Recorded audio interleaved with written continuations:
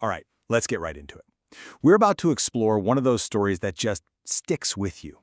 It's one of the most baffling, most enduring mysteries of the 20th century, a story that starts with something totally normal, a routine passport check, and ends, well, somewhere at the very edge of reality itself. I want you to just imagine this for a second. You're a customs officer, right? You've seen it all, thousands of passports from all over the world. Then a man hands you one that looks, well, it looks perfectly legitimate, but the country it's from, you've never even heard of it. Because as far as you and anyone else knows, it just doesn't exist. So to get the full picture, we need to go back in time. We're in Tokyo, Japan. The year is 1954. Haneda Airport. You know, the world is still kind of rebuilding after the war, international travel is becoming a bigger thing, and security is, understandably, pretty tight. It's in this very normal, very structured place that the story goes, something really strange happened. And it all kicked off with one single, completely impossible document. So, this guy walks up to the customs desk. He's well-dressed, looks European, just your average business traveler. He hands over his passport, no big deal. The officer flips it open and sees the name of the country it was issued from. Taured. And the officer just stops. Taured? Doesn't ring a bell. He quietly asks his colleague, "Hey, you ever heard of a country called Taured?" "Nope."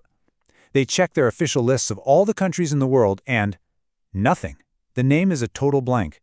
And right there, that's the moment their very routine day just took a sharp turn into a deep, deep mystery.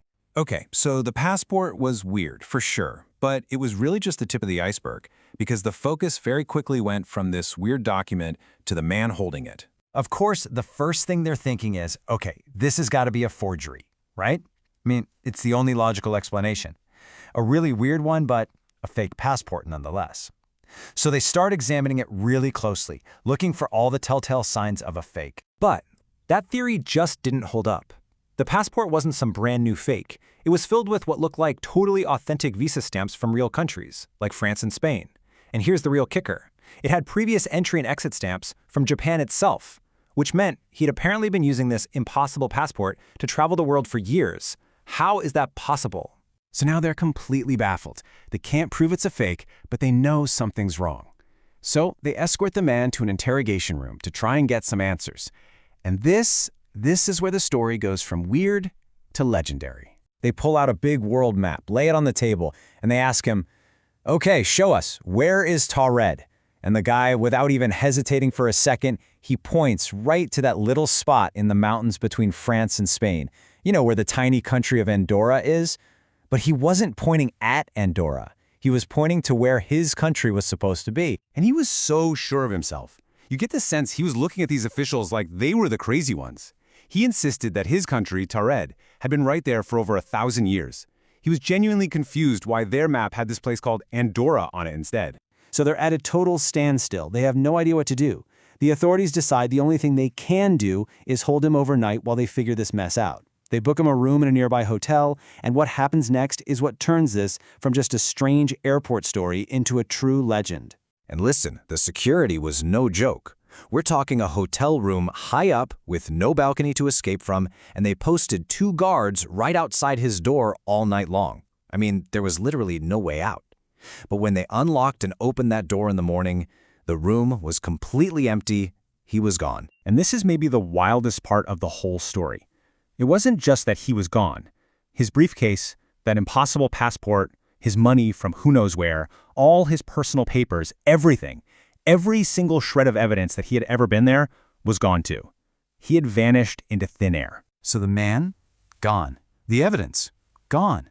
All that was left was a very confused police department and a mystery that people have been trying to solve for decades. So that's the big question, right?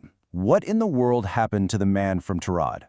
It's fascinated people for more than half a century because, well, when there's no good, rational explanation, your mind starts to wander to the extraordinary.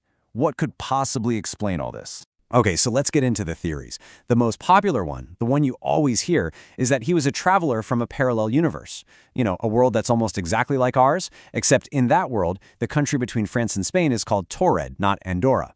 Then you've got the time traveler idea. Maybe he just slipped into the wrong decade by mistake. And of course, you have to consider it could have just been an incredibly complex hoax.